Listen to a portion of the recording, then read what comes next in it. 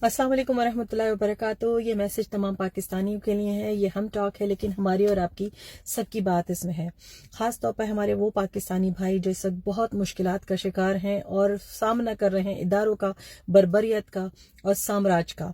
हम सब की दुआएं, बैरून मुल्क पाकिस्तानियों की दुआएं आपके साथ हैं और हम सब आपके लिए खड़े हैं। हम हर जगह एहतजाज कर रहे हैं और आप याद रखें कि हम आपके साथ दूर से भी दिल में आपके साथ हैं।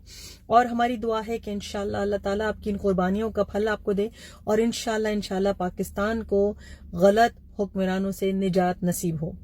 खाली इमरान खान की बात नहीं है, ये हम सब की लड़ाई है। ये पाकिस्तान की बका की लड़ाई है। इस्लामी जमहूरिया पाकिस्तान वो वाहिद मुल्क है जो अल्लाह और उसके रसूल के दीन इस्लाम के नाम पे वजूद में आया।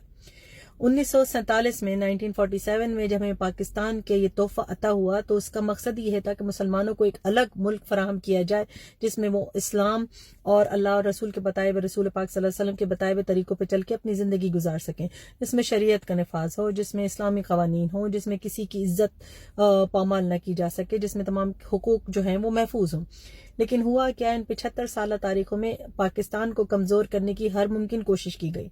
याद रखिए ये पहली दफा नहीं है, याद रखिए कि ये पहला लीडर नहीं है, लेकिन ये आखिरी लीडर हो सकता है अगर हमने आज कोशिश नहीं की। अगर हमने पिछले लीडर्स की तरह इस लीडर को भी खो दिया और इस लीडर के बताए हुए तरीकों पर चलने के बजाय हमने अफरा तफरी में ये वक्त जाया कर दिया तो हमारे हाथ कुछ नहीं आएगा। और याद रखिए पाकिस्तान की आज़ादी सिर्फ इमरान खान से मशरूत नहीं है। अल्लाह ताला इमरान खान साहब को बहुत ज्यादा लंबी उम्र अता फरमाए और उनको ये तौफीक और हिम्मत अता फरमाए कि वो पाकिस्तान के अवाम को फिर से लीड कर सकें। लेकिन अगर खुदा न खास्ता इन लोगों ने इमरान खान को कुछ कर दिया और कुछ हो गया तो भी आपने हिम्मत और जिहाद का रास्ता नहीं छोड़ना है। आपने गलत लोगों को रास्ता दिखाना है। अवाम का ये मुल्क है, 25 करोड़ अवाम इस वक्त हो चुकी है और इस्लामी जमहूरिया पाकिस्तान के मालिक आप हैं, अवाम है, हम हैं। तो आपने वो रास्ता नहीं छोड़ना है। लेकिन हाँ, ज्यादती किसी के साथ नहीं होनी चाहिए। किसी की जाती इमलाक पे आप हमला नहीं करें, मुल्क की इमलाक को तबाह नहीं करें, क्योंकि ये सारा आपके टैक्स डॉलर से बन रहा है। आप जो टैक्सेस देते हैं, सारे पैसे के मालिक, सारी चीजों के मालिक आप हैं। तो आपने बिल्कुल जाया नहीं करना है। आपने कुछ ऐसा नहीं करना है कि जिससे नुकसान हो जाए और आपको मुश्किलात का सामना करने पड़े, क्योंकि फिर ये टैक्स बढ़ा के आपके ऊपर ही मुसल्लत होगा।